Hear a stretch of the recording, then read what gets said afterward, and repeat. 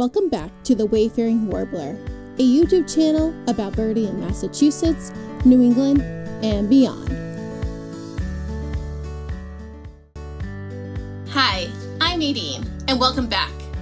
After starting my little big year at Plum Island, days 2 and 3 had me moving between a bunch of different spots. A lot of these are birds I've already seen and even photographed quite recently. But now I'm focused on getting 2026 photos to officially count them for my little big year. These days were about revisiting some familiar places and exploring new ones too, spending time in different habitats and seeing what opportunities came together. I even got a couple lifers.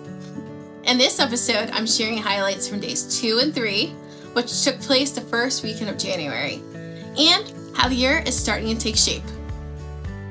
Before I can get into my weekend of birding, I need to introduce you to the Brookline Bird Club.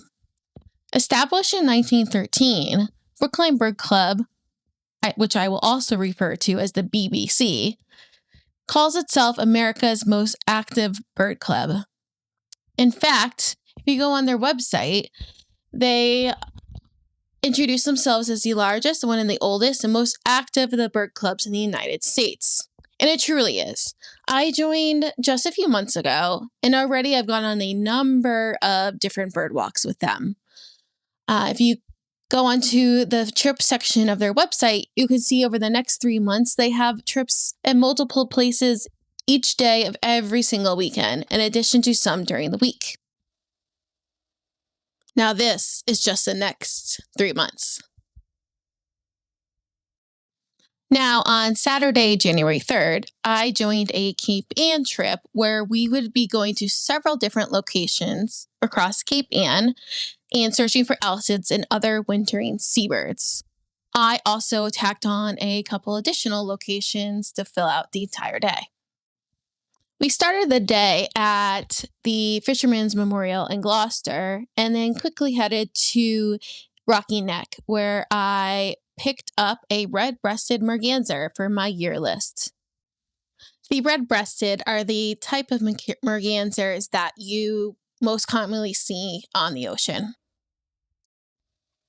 It was super windy at Rocky Neck, but I did notice a group of rock pigeons on a rooftop nearby.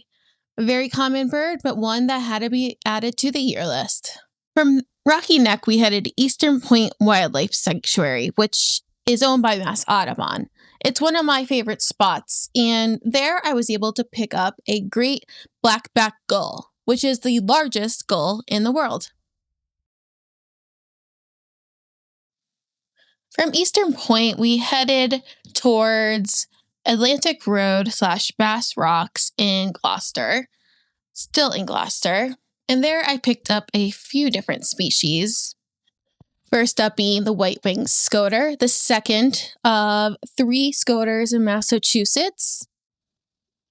Notice the white patch near the eye. And next up being the great cormorant, which you always see double-crested cormorants throughout the rest of the year. But in winter, we get a specific different type of cormorant, the great cormorant.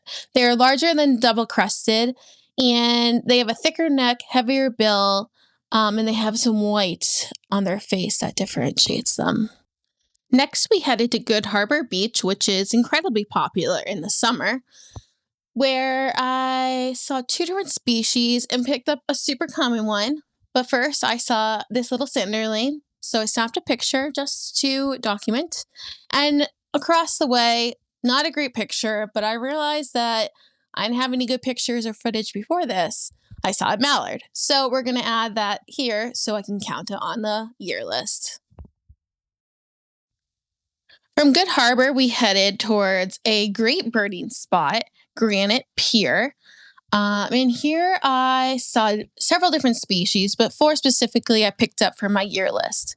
First was a group of brant, which over time actually got closer, so I got some good video and photo of them. Brant look a lot like Canadian geese, but they have a short neck, compact body, and a small white patch on their neck side that separate them from similar geese. A big highlight, and the first I saw of the day, because I saw a whole bunch later, was I saw a single or maybe two harlequin ducks. The males of harlequin ducks are such a unique looking species, and they're beautiful. They're typically found in really rocky, wavy, hardcore ocean waters, but these two happen to be in calmer bay waters alongside the pier. And I know you're confused that there's more than two harlequin ducks in this photo, but I'm cheating and using a picture I got later that day of more than two because these ones were much closer than the ones I got at Granite Pier. A short walk around the area alongside the pier on regular land, we spotted a red-bellied woodpecker, adding that to the year list. And heading back onto the pier, I also got some close-up surf scoters and video and photo of those. Notice the rounded head. The males seen here have white patches on the forehead and nape, the orange on their beak, and they're smaller than white-winged scoters. And a couple photos of another red-breasted merganser, just because I thought they were pretty good. This one, I just love when they're flapping their wings. Duck photos like that are always my favorite. Our little BBC group ended our day at Cathedral Ledge in Rockport, but I didn't pick up any new species there. So let's skip ahead to the two spots I made on my own that day afterwards. First was Loblolly Cove, where there have been some American pipits being spotted and reported on the rare bird alert on eBird. I went and quickly picked up at least 11 of them, but 10 of them flushed, and I ended up with just one who was foraging and quite friendly to getting photo and video taken of him. Now check out this tail wagging. Let's do that in slow-mo. Isn't that fun? American pipits come to us from northern breeding grounds, and you usually find them on open ground. And here in particular, they were foraging on the seaweed on this beach. It's just a beautiful bird, and I love the photos he allowed me to get of him or her. I also snagged this not great photo of a crow, but one that showed the crow quite well and was very close above me on the power line. This is an attempt to redeem my not great photo from the first day of birding this year, but still not the best. I concluded my day at Halibut Point State Park in Rockport, which really juts out off of Massachusetts and tends to get really great seabirds. This part of Massachusetts, called Cape Ann, is known for having pretty rocky coastlines, which you can see here. So I was climbing around on these rocks to get as close as I could to the water and get some great footage of some of the ducks normally found here, including another one for the year list, the long-tailed duck. Here you can see, in addition to a common eider, a few males and females. The first one had more males. This is a group of females. Less prominent looking than the males. But here is a male and a female. The male is on the right, the female is on the left, and you could see that male is one beautiful drake with a long tail, pink on its beak, black, white, gray plumage. And here are some common eiders, a female and appears to be a male. And I also, as I mentioned earlier, got a lot of footage photos of a group of harlequin ducks. Here's a mix of males and females. The males are the ones with the beautiful, on the right here is the male, the left is the female. The male just have beautiful coloring, striping. Such a beautiful bird. As I said before, I never even imagined these ducks existed until I saw them for the first time in this past few months. Now we've reached Sunday, January 4th, where I went to a lot of different places that day. I started the day at a brand new place to me, Brown's Pond in Peabody, which I went to specifically because it was a freshwater pond that seemed to have open water because it had been reported to have a couple of waterfowl that I needed for my year list. Here, I didn't get any video, but I quickly picked up photos of 3 different birds, 2 of which I have been specifically targeting. First, the mute swan, a couple of these. Then the ring-necked duck, which I have been targeting. Note its peaked head, bold black and gray contrast, and subtle ring near the bill tip. Then I picked up a third species, which I hadn't realized had been seen there, the lesser scaup.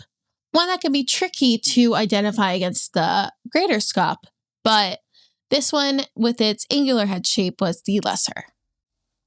My second stop of the day was the Mass Audubon Ipswich River Wildlife Sanctuary, which was truly my launch into Massachusetts birding and a place I have spent a good amount of time in the last few months. Here I knew I could pick up a lot of common species pretty quickly, and I started with the mourning dove.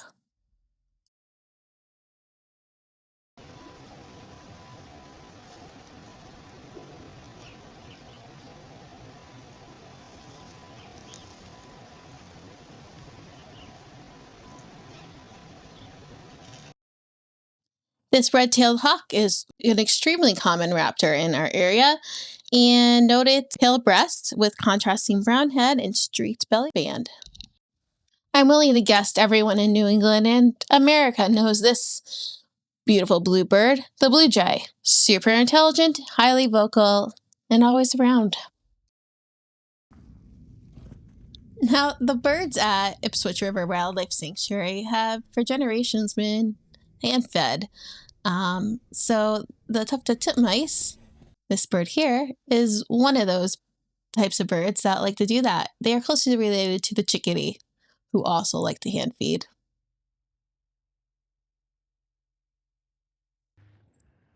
The white-breasted nuthatches like to climb trunks head first, related to the red-breasted nuthatch, but much more white and gray. These are also birds that will hand feed and are pretty cute. A little more shy than the tufted titmice and the chickadees. Now this is a bird I had to get off my year list so I could stop getting notifications from eBird about. The house sparrow is an introduced species from Europe and quite the pest at my bird feeder. Now this sparrow is quite common, but not a pest. The song sparrow. They have a lot of different plumages, and sometimes you think it's some other type of sparrow, but it's actually a song sparrow. And here's a couple pictures of some in the snow. Now, this beautiful red bird was once uncommon this far north, but cardinals have expanded their range thanks to feeders and milder winters, and are one of our most recognizable birds. This is a red-bellied woodpecker, which I actually got on my list the day before. But here are some closer pictures of one. First on the ground, and then pecking away at a tree in the snow. And here's some photos of an American tree sparrow, which is already on the year list.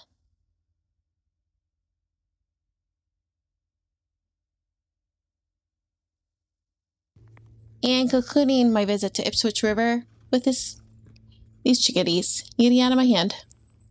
Everyone always loves to watch these.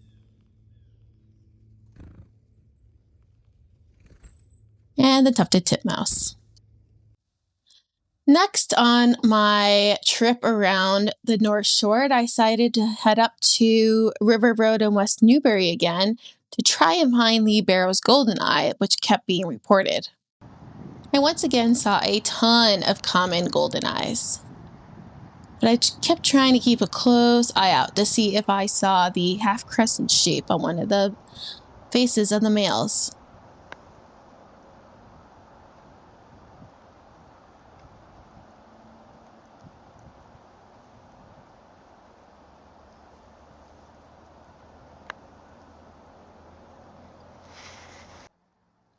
Ah, I finally spotted one. Here in slow motion, you could see that crescent shape just before he dives. And here is a photo of him. Check out the difference between the full moon and the crescent moon shapes on the males. Here's an image from All About Birds that really shows the difference here. On the right is that full circle shape, and on the left is that white crescent shaped patch.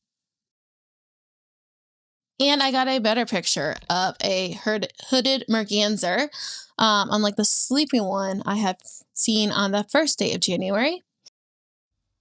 I then headed over to Salisbury Beach State Reservation, which I tend to get a lot of good birds at. Here you can see the ocean, the dunes. It was a great day. And not my best picture, but a common loon in its winter plumage to check off the year list. And I got this great picture of a northern harrier as it was hunting in the high water through the marsh. I also checked this northern mockingbird off the year list. I saw one house finch in a bush on the side of the road. Originally introduced in the eastern U.S., they've spread widely and are frequent at bird feeders. And somehow I got another American pipit, again, a rare species, and I just happened to see one in a flock of horned larks on the side of the road. I planned to conclude my day at Parker River on Plum Island in Newburyport, but I had seen reports of a particular duck at Perkins Park in Newburyport on my way. So I decided to stop and see if I could locate it.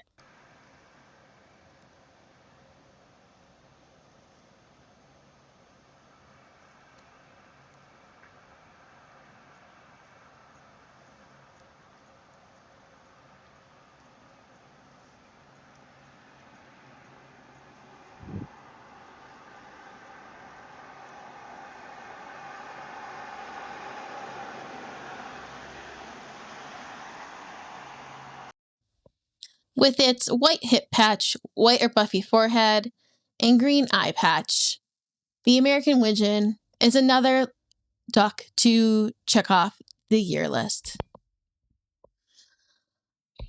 I then headed towards Parker River, which was to be my final destination of the day. And around the salt pans, I found this small flock of goldfinch.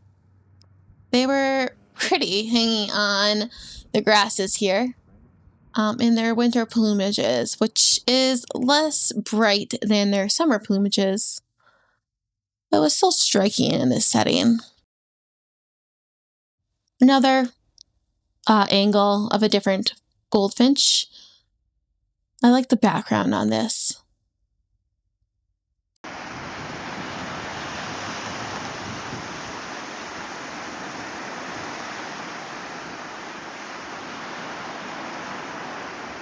Now, these small shorebirds are often seen in the winter with sanderlings, which they're closely related to. But note their curved bill and darker plumage, which identifies them as the dunlin.